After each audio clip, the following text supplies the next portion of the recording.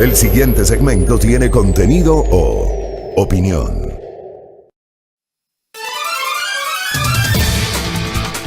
Muy bien, 6:28. Hacía un frío terrible, pero acá en la cabina estoy muerto de calor. Estoy sudando más que testigo falso. Debe ser, obviamente, porque les contaba, he estado un poquito constipado estos días. Felizmente no me ha tumbado, ¿no? A mí digamos, me cuido mucho, por ejemplo, en el tema de la garganta. Déjenme hablar de cosas que no son importantes, pero quiero contarles, ¿ya? Procuro no tomar cosas heladas o cosas con hielo, no lo suelo hacer justamente porque trato de cuidar la garganta, pero claro, hay cuestiones que ya no se pueden evitar, por ejemplo, los fríos que hemos tenido en estos días, así que he estado un poquito constipado y, por ejemplo, en este momento empecé a sudar. Entonces, el DJ me dice que seguramente estoy sudando por lo que he estado un poquito enfermo, ¿no? Pero sudando más que testigo falso. Bueno, ¿será que sudaron los candidatos así durante el mal llamado debate del fin de semana? Más que testigos falsos. Suda más que Pamela Martínez. Gracias, Rafael. Me he hecho reír con esa referencia. Gracias, Rafael Andrade, que nos escribe. A ver, la pregunta del millón que plantea don Winston Reyes. ¿Quién ganó el debate? A ver, la primera pregunta no es esa, estimado Winston y queridos amigos. ¿Hubo debate? No hubo debate. Nada que ver, no hubo debate. A ver, más allá del esfuerzo de Diario El Comercio, sé que hay mucha gente que ha criticado al periódico. Yo sí saludo el esfuerzo del diario. El Diario El Comercio es un periódico emblemático de este país, es uno de los más importantes de este país. Creo que el esfuerzo del diario se manejó con mucha seriedad. Yo discrepo con aquellos que dicen que este espacio que fue llamado debate presidencial haya sido diseñado para favorecer una candidatura en particular. Yo no estoy de acuerdo con esa visión. Y a las pruebas me remito. O sea, para mí en lo personal, luego de ver las jornadas de sábado y el domingo, me quedan algunas reflexiones, pero no creo que se pueda decir que ese ejercicio fue diseñado para favorecer una candidatura en particular. Yo discrepo con esa visión. En realidad es al menos mi criterio. Creo que fue un esfuerzo importante, pero que se quedó apenas en eso, porque se insistió en un formato que ya se aplicó hace 4 años durante la primera vuelta electoral. Porque claro, recuerden ustedes que en 2017 Lenín Moreno no quería ir a un debate. Se resistía a ir a un debate, siendo candidato. Y lo que hizo Diario El Comercio hace 4 años fue cambiar la denominación del debate por hacer una suerte de foro, para que vayan los candidatos y no confronten ideas, sino que simplemente presenten cada uno por su lado sus propuestas de campaña. Eso es lo que ocurrió el fin de semana. Ahora le llamaron debate, pero no hubo tal debate. El debate es la confrontación de ideas. Ese es el debate. Y voy a irme al extremo. Tal vez el ejemplo clásico, el ejemplo más conocido de un debate presidencial en el Ecuador es aquel a través del cual se sentaron en la misma mesa los dos finalistas de la elección de 1984. Febres Cordero y Borja. Yo era muy chico en aquel tiempo, pero me acuerdo, y para los más jóvenes, revisen porque está en YouTube. Seguramente los que tienen un poco más de edad que quienes hablan, y probablemente tenían en aquel tiempo capacidad de votar, o qué sé yo, recuerdan justamente ese debate. Ese es un debate. Un debate es confrontar. Un debate es, como le dijo Febres Cordero a Borja, míreme a los ojos. Eso es un debate. Esa es un debate. La naturaleza del debate es el contraste de ideas, la confrontación de ideas. Esa es la naturaleza de un debate. Hay formas de manejar el debate, hay formas de ser moderador de un debate, hay diversos mecanismos, diversos. Pero el concepto del debate es ese. La concepción de un debate es la confrontación de ideas. El tener tal vez ideas contrapuestas y que esas ideas se contrasten en un mismo espacio. Eso evidentemente no ocurrió el fin de semana, y no ocurrió por varios factores. Primero por el formato, creo que el formato fue inadecuado. Después por el número de candidatos, 16 candidatos presidenciales, 16, de los cuales 14 fueron a esta invitación de Diario El Comercio. 7 el día sábado, 7 el día domingo. Los ausentes, el sábado, Andrés Arauz, el domingo, Yacu Pérez. ¿Hubo confrontación? No hubo confrontación. Y me parece a mí que en el imaginario de la gente, tal vez hubo algunos elementos que se quedaron allí. Creo que los aportes fueron mínimos. Creo que por el propio formato, en un minuto o en un minuto y medio es imposible sustentar una propuesta de campaña. Es imposible hablar de economía en un minuto y medio.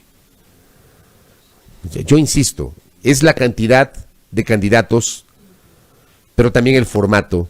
No sé si hubiese sido posible diseñar un formato distinto, no lo sé. Pero al menos con este formato que se diseñó para este foro, porque no lo quiero llamar debate, porque no fue debate. O sea, debate tal vez en teoría, tal vez en la presentación, pero en el fondo no hubo debate, era un foro, donde presentaron los candidatos sus propuestas. Es bien difícil que con un minuto y medio se pueda sustentar una propuesta. Y porque además, y en esto creo que coincidimos muchos periodistas durante nuestros respectivos análisis de lo que fue esta presentación del fin de semana. La riqueza de la repregunta. En el ejercicio periodístico, siempre se busca frente a lo que nos dice un entrevistado, escuchamos lo que dice el entrevistado, y de lo que dice el entrevistado van surgiendo preguntas. Por eso al menos quienes habla, y pasa con muchos colegas, no es que tenemos un banco de preguntas, tenemos muchas veces un banco de temas para abordar, pero no tenemos un banco de preguntas. Porque las preguntas van fluyendo. Las preguntas van fluyendo de lo que te está respondiendo el entrevistado. Y voy a ponerles un ejemplo. El señor Carlos Añay de la Bastida, para ir más o menos desmenuzando algunos de los elementos, incluso demagógicos, presentados por varios de los candidatos a la presidencia de la República. El señor Carlos Añay de la Bastida hace una propuesta señalando que él, durante su primer año de gobierno, va a presentar un nuevo presupuesto general del Estado con déficit cero. ¿Pero cómo lo va a hacer? O sea, yo pregunto, y le hago esta pregunta pública con todo el respeto para el señor Carlos Añay de la Bastida, candidato a la presidencia de la República para el partido Fuerza Ecuador, que ojalá que lo podamos entrevistar en algún momento antes de que se termine la campaña. Hace un par de semanas lo tuvimos en agenda y lamentablemente no fue posible que él se conecte con nosotros, pese a que la entrevista estaba confirmada con él. La pregunta, y coincido con mi colega Javier Reyes, que ayer había publicado justamente en el Twitter, la pregunta es ¿cómo? Y Javier decía, el cómo estuvo ausente de esta presentación de los candidatos. ¿Cómo piensas bajar el déficit a cero y hacer un nuevo presupuesto general del Estado partiendo de cero? O sea, explíqueme en cómo. O sea, es simplemente contablemente poner un Excel y poner el debe acá y el haber acá y pare de contar y poner las cifras con déficit cero. Es decir, el mismo valor en el debe y el mismo valor del haber y no hay déficit. Ni superávit, sino cero. O sea, explíqueme en cómo. Porque se quedó así nomás, la propuesta se quedó en el aire. Porque por el formato no hubo repregunta. Y no es culpa de los colegas que manejaron o que actuaron como moderadores. No es culpa de ellos, cuidado. Fue parte lamentablemente del formato. Ese fue el formato que escogió el diario para manejar justamente esta presentación. Básicamente dejar que los candidatos presenten sus planes y pare de contar sin repreguntas. O sea, en el formato no estuvo presente la repregunta por parte de los periodistas.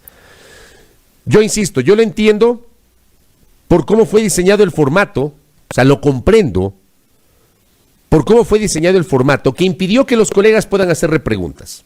Es una pena. Pero ahí tienen ustedes. Otra pregunta. Creo que fue el candidato Isidro Romero.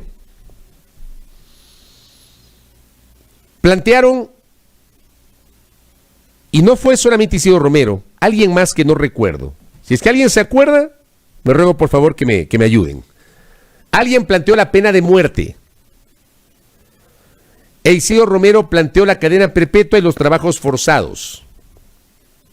No recuerdo exactamente quién planteó la pena de muerte. No sé si fue el propio Isidro u otro candidato. Insisto, si es que alguien tiene el dato, pásenme por favor. El que plantea la pena de muerte, creo que ni siquiera se dio el trabajo de revisar la Constitución. ¿Sabían ustedes que la Constitución prohíbe la pena de muerte? Y los tratados internacionales prohíben la pena de muerte. En el Ecuador no se puede aplicar la pena de muerte. No se puede. No se puede aplicar la pena de muerte. ¿Ah? No se puede. Y no se va a poder jamás aplicar la pena de muerte porque Ecuador es signatario de tratados internacionales de protección de los derechos humanos. ¿Qué la pena de muerte propone? La cadena perpetua. Pero bueno, en el tema de la pena de muerte no hubo la repregunta. Señor, usted no puede plantear la pena de muerte, pues. Porque no puede, porque tendría que reformar la Constitución y Ecuador tendría que salirse del Pacto de San José. Y la otra, la cadena perpetua. Ok, ¿quieres ir a la cadena perpetua? ¿Qué vas a hacer con el sistema de rehabilitación social? ¿Qué va usted a hacer, señor candidato, con el sistema de rehabilitación social? ¿Qué van a hacer? Si hoy, como tenemos hoy el sistema de rehabilitación social, tenemos hacinamiento, este sistema de rehabilitación social, mal llamado rehabilitación social, ¿ya?, no da para más con la legislación actual. ¿Cómo lo van a hacer? ¿Dijeron el cómo? No, no dijeron el cómo. El populismo penal que estuvo a la orden del día, y gracias por ese término, Ernesto, buenos días. El populismo penal estuvo a la orden del día. Todo el mundo citaba como la panacea el endurecimiento de las penas. Señores, revisen las penas. O sea, ni siquiera se dan el trabajo de revisar el Código Orgánico Integral Penal, el COIP, que fue aprobado en el 2014, que entró en vigencia, en el 2014, que fue reformado en el 2020. Yo quisiera preguntarles a ustedes, señores candidatos, si han revisado el COIP para analizar, porque hay que analizar caso por caso, en qué parte hay que incrementar las penas. Y le presentan al país en este concepto que dice nuestro oyente, de populismo penal, presentan al país el endurecimiento de las penas como la gran panacea. Hablan del endurecimiento de las penas sin sustento, lo hicieron durante sábado y domingo, y no van a la génesis del problema. ¿Qué pasa con los problemas sociales que tiene la República, con los problemas económicos que tiene la República? Se quedó en el aire el tema. Lo de Gutiérrez ayer, por ejemplo, lo de Lucio Gutiérrez. Lo vamos a entrevistar a Lucio Gutiérrez. Pero me parece que ayer se manda una serie de propuestas que creo que no tienen sustento. Tal vez esta, que es la que me hizo muchísimo más ruido. Muchísimo más ruido. Que dice que el corrupto, el servidor público, el funcionario corrupto, tiene que devolver la plata en 3 meses, la plata que se robó, más o menos palabras que utilizó el expresidente Gutiérrez, hoy candidato, palabras que se robó, palabras que él utilizó. La plata que se robó ese servidor público corrupto, tiene 3 meses para devolverlo, de lo contrario, su familia se va presa. Perdónenme, pero ¿en qué país del mundo que se precie de respetar los valores democráticos se aplica semejante desaguisado? Yo ni siquiera sé si esto se aplica en Corea del Norte, o sea, de verdad. Pero esto se plantea en el Ecuador. En el Ecuador se plantea esto. Yo les pregunto a ustedes, ¿tiene sustento eso? Y así, el tema de la economía. Los candidatos todos hablaban de que hay que crear empleo, hay que crear empleo, hay que crear empleo, hay que ofrecer empleo. ¿Cómo van a crear empleo, señores? Toditos, hay que ir a la agricultura, hay que reactivar el agro. ¿Cómo lo van a hacer? Yo el tema del agro lo vengo escuchando desde que me acuerdo. Y resulta que el agro siempre se ha convertido en la última rueda del coche de cualquier política económica de los gobernantes de este país. En campaña toditos los candidatos dicen que el agro, que hay que reactivar el agro, que nuestros campesinos, que la producción, que crédito barato, que insumos, que por aquí, que por allá. Desde que me acuerdo. Desde que me acuerdo. Y resulta que el agro sigue siendo la asignatura pendiente de todos los gobiernos. Todos los gobiernos se han olvidado del agro. Pero hoy todos hablan del agro. Toditos hablan del agro. Entonces, creo yo que faltó mayor profundidad, justamente porque estuvo ausente la repregunta. Escuché, por ejemplo, que Isidro Romero ofrecía 3 millones de empleos a través de la activación del agro y que Guillermo Lasso ofrecía 2 millones de empleos. Yo quiero preguntarle respetuosamente a los candidatos Y vamos a conversar con Isidro Romero y le vamos a preguntar. Y vamos a hablar con Guillermo Lasso y le vamos a preguntar. Porque tanto Isidro Romero cuanto Guillermo Lasso siempre han aceptado entrevistas con quien les habla. Y vamos a conversar con ellos en los próximos días o semanas. ¿Cómo van a llegar a esa cifra mágica, espectacular de 3 millones de empleos en el un caso o de 2 millones de empleos en el otro caso? ¿Cómo van a hacer? ¿Cómo van a hacer? No hubo profundidad en el planteamiento de la agenda post-COVID. Post-COVID. Porque el nuevo gobierno va a tener que enfrentar todo lo que vendrá posterior a la pandemia del COVID. Para empezar, el tema sanitario. El tema sanitario está marcado por algunos elementos. El sector de la salud. Y miren ustedes, di lectura a la nota del portal Primicias. Resulta que en el Ecuador hoy se está combatiendo el COVID a ciegas otra vez. Otra vez volvemos al problema de las vacunas. Perdón, de las pruebas. Volvemos al problema de las pruebas PCR. O sea, el titular de Primicias es absolutamente fuerte. Sin suficientes pruebas, Ecuador combate el COVID-19 a ciegas. Esto está pasando hoy. Hoy todo el mundo habla de las vacunas y ya se olvidaron de las pruebas diagnósticas. En el Ecuador, hacerse una prueba PCR, tomarse una prueba PCR, cuesta más de $100. O sea, aquí en el Ecuador la toma de pruebas es carísima. Carísima. No es que tenemos $100, 120, 110, $120 en el bolsillo, así como así para ir y tomarnos una prueba. Aquí no hay facilidades para tomarse una prueba PCR. Ya no se habla de las pruebas PCR, no se habla de las pruebas diagnósticas. Hoy estamos hablando solo de las vacunas. ¿Cuándo van a llegar las vacunas? Nos dicen que el 18 de enero vendrá el primer lote de 50,000, que es una cantidad pequeñita, de 50,000 para 25,000 personas, porque hay que aplicar 2 dosis por persona. Ya, sobre esto, ¿cuánta profundidad hubo por parte de los candidatos? El fin de semana, justamente por la ausencia de la repregunta. La repregunta tiene un valor periodístico. Para mí, en lo personal, por ejemplo, estoy totalmente de acuerdo con lo que decía Sol Borja, mi colega, el fin de semana en su cuenta. Es mucho más útil una entrevista vis a vis. Igual el doctor Pablo Montenegro nos decía eso y reflexionaba sobre eso el fin de semana. Compartíamos justamente en el Twitter. Mayor valor y más útil es una entrevista vis a vis con repreguntas para que nos expliquen. Porque de lo contrario terminan ahí lanzando propuestas al aire y sin repregunta. Insisto, no es culpa de los colegas del comercio. Lamentablemente el formato fue diseñado así. Pero se quedaron sin responder. Pero también yo me pongo a pensar, esto que fue presentado como debate, en ese formato, con estas falencias que menciono, el formato sí permitía que los candidatos confronten. ¿Cómo? Después de la primera presentación les daban 1 minuto para una réplica. ¿Aprovecharon ese minuto para la réplica? No. Aprovecharon para seguir diciendo lo mismo. O sea, yo esperaba ver que el candidato X le diga al candidato Y, usted candidato Y, propuso hace minutos tal cosa, eso que usted propone es impracticable, yo propongo tal cosa. Y tratar de más o menos convertir a lo que pasó el fin de semana en un debate y no en un foro, donde libremente estaban exponiendo sus ideas, algunas de las cuales, como he citado, terminan siendo propuestas tiradas de los cabellos, sin ningún rigor, e incluso incurriendo en inconstitucionalidades. Me parece que el propio señor Carlos Añez de la Bastida propuso un tema de los jueces.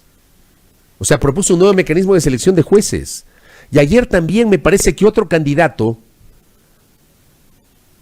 creo que fue el señor Almeida, me parece, propuso igualmente el tema de los jueces. Yo les pregunto, señores candidatos, y les digo a todos los políticos de este país, o sea, ¿qué mismo con el tema de los jueces, pues?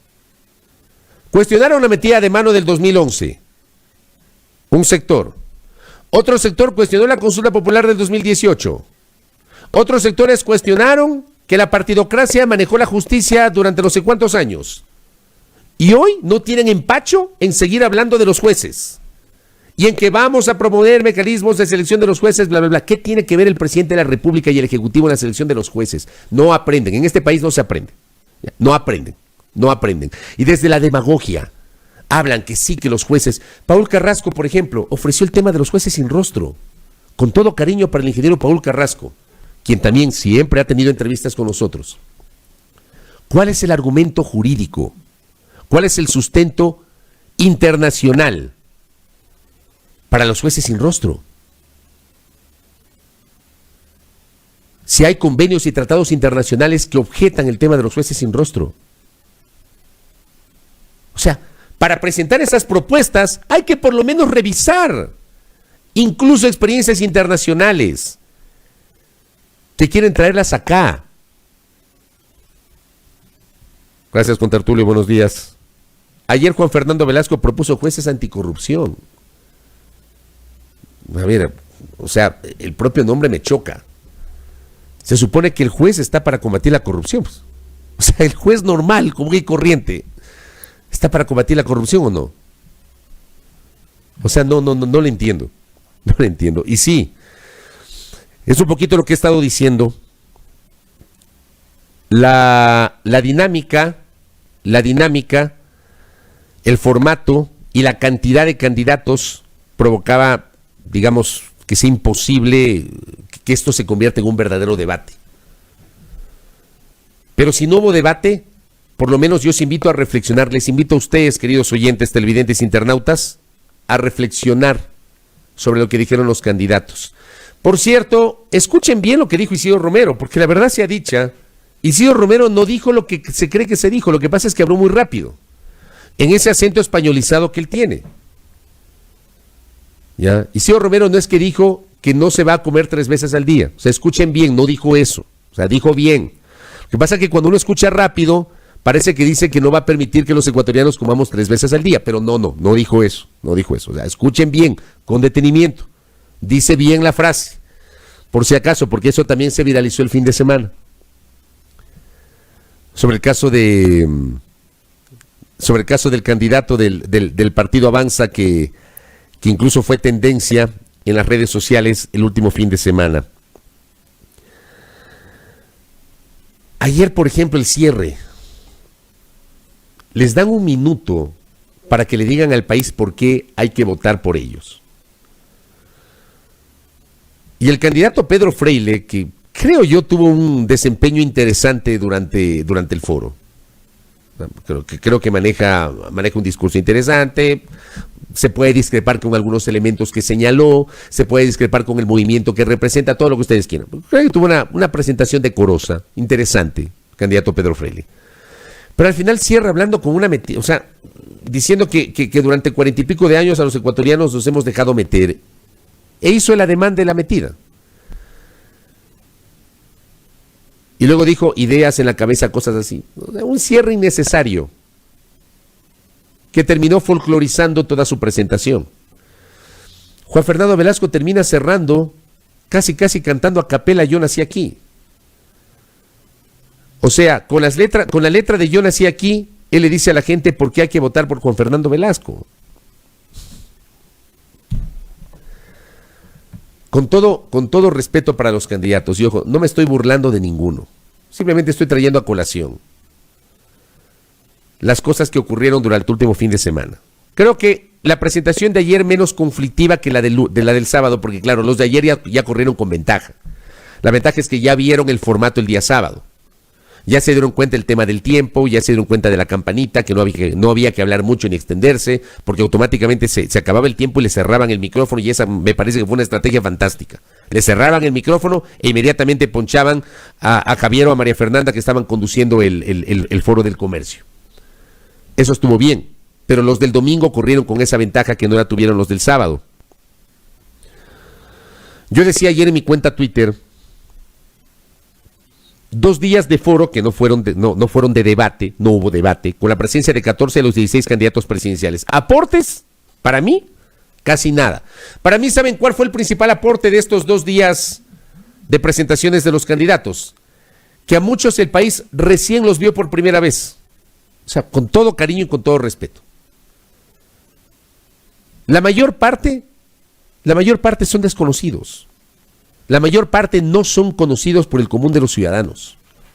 Habría que ver también y hacer la medición de cuánta audiencia tuvieran estas presentaciones el sábado y el domingo para más o menos medir, ¿no? Si le interesó al ciudadano de a pie, al ciudadano común y corriente, si en realidad le interesó ver esta presentación de los candidatos.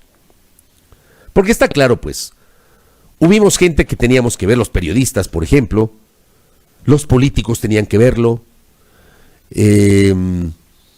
tal vez los empresarios, tal vez la gente que forma parte del mundo de la intelectualidad, o sea, ven este tipo de espacios, pero digo, el ciudadano de a pie, que tiene otras preocupaciones en su cabeza, habría que ver cuánto le interesó este ejercicio, ¿no?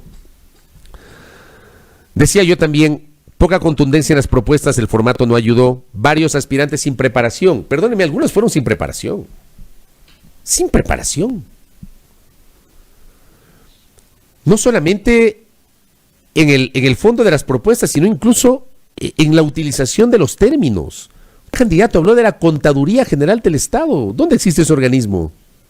La Contaduría General del Estado.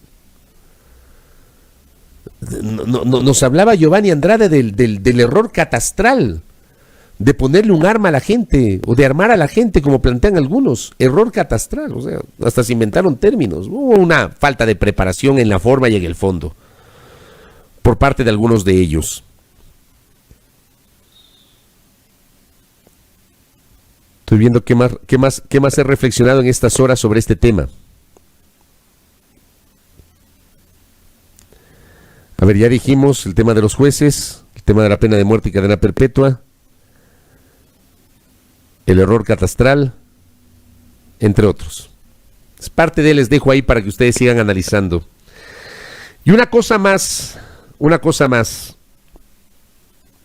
y creo que esto invita también a un debate de fondo.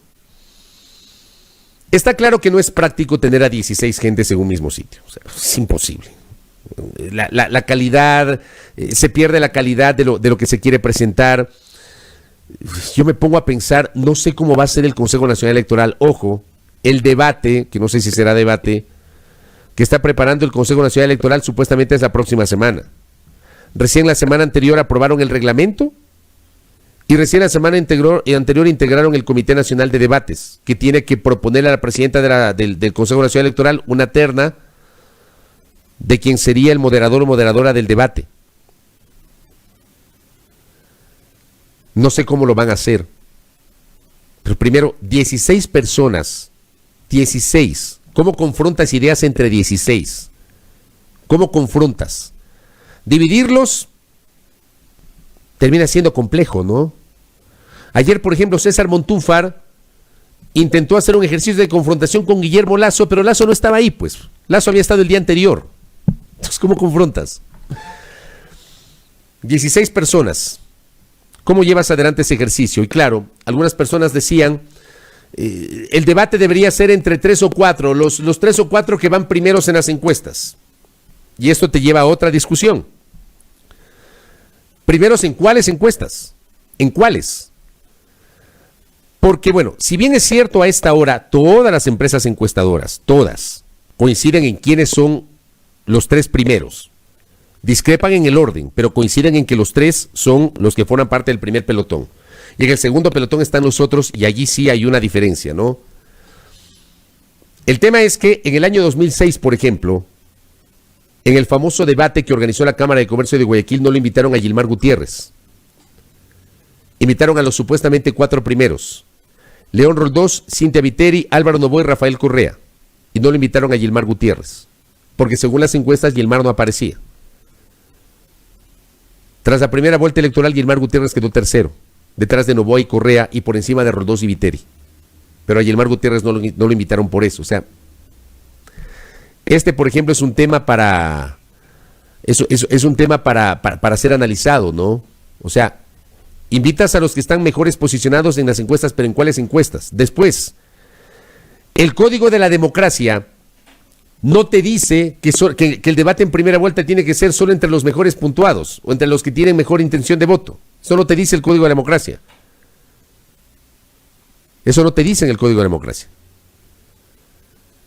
El código de la democracia te dice que tiene que haber debate entre candidatos. Entonces no te discrimina el código de la democracia. Pero creo que la experiencia de este año te tiene que llevar a reflexionar sobre esto que estoy señalando. Si en algún momento se lo analiza con un poquito más de profundidad, a ver cómo mejoramos la calidad de los debates. Porque, insisto, lo que hubo este fin de semana no fue debate. Lo que va a hacer el Consejo Nacional Electoral no será debate. Yo creo, porque además no hay tiempo, no les va a quedar tiempo. Está previsto para la próxima semana, no sé cómo lo van a hacer. Y tras la experiencia de este fin de semana, donde se presentó como un debate algo que no fue debate, no sé qué de creativo podrá generar en el tiempo que le quede el Consejo Nacional Electoral.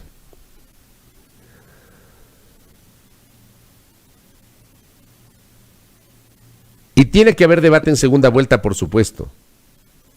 Y va a haber debate en segunda vuelta, porque eso dice la ley. Ese sí va a ser un debate. El de la segunda vuelta electoral, ese sí va a ser un debate. El de la segunda vuelta electoral. Para el gusto de algunos, hubo algunos de los candidatos que tuvieron un mejor manejo, gracias a su recorrido político, se notó un nivel de preparación, lo mostraron, pero insisto, no hubo profundidad en sus propuestas, y otros que realmente no mismo. No mismo. Pero es lo que tenemos, ¿no? Porque también Cris Cabezas me manda la perla de Lazo, ¿no? El tema de los muertos que fallecieron. Esa fue otra perla, ¿no? Digamos, un montón de perlas. Las que hubo y los amigos de los memes estuvieron a la orden del día, ¿no? El día sábado. Y ayer no se quedaron, ¿no? Ayer ya, a propósito de la forma como Juan Fernando Velasco cerró su participación, ya aparecieron, ¿no? Apareció ahí un video de Eugenio Derbez pero son super pilas, ¿no? Es un poquito lo que nos ha dejado. Y para cerrar, esto ya queda para el criterio de cada uno. Si fue o no fue un error que hayan estado presentes, mejor dicho, que hayan estado ausentes 2 candidatos presidenciales. De los 3 que están en el primer pelotón, como dicen todas las empresas encuestadoras, solo estuvo Guillermo Lasso y no estuvieron ni Arauz ni Yacu Pérez. Arauz no estuvo el sábado, Yacu Pérez no estuvo el domingo. ¿Fue un error o fue un acierto que ellos hayan estado ausentes? Creo que cada uno de ustedes tendrá una valoración. Por principio, por principio, en lo personal, yo creo que los candidatos tienen que tratar de participar en todos los foros posibles. Por principio, en lo personal. Luego, que Arauz o Pérez tenían el derecho de no ir, por supuesto, no estaban obligados a participar de este ejercicio del comercio. Sí estarán obligados a participar del ejercicio que está diseñando el Consejo Nacional Electoral. Sí o sí tienen que participar de ese ejercicio. Les dejo allí para el debate público. 7 de la mañana con 1 minuto, voy a la pausa. Al volver, ya estaremos con Pedro Granja, aquí en A Primera Hora, y luego el alcalde de Quito, Jorge Yunda. Quédese con nosotros.